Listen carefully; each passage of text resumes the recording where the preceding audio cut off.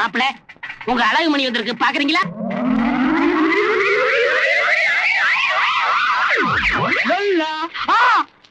ஐயோ அம்மா!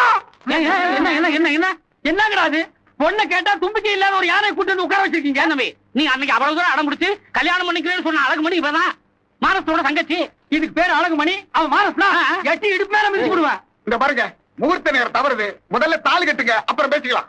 அப்புறம் எப்படியா பேசுறது? இது கழுத்துல தாலியை கட்டினா பேச்சே வராதடா. இந்த படத்தை பாருங்க ஐயா.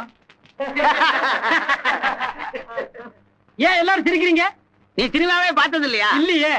கல்யாணம் பண்ணதுக்கு அப்புறம் என் பொண்டாட்டியை கூட்டிட்டு போய் வாட்டியா ஒரு சினிமா பாக்கலாம்னு நினைச்சிருந்தேன்.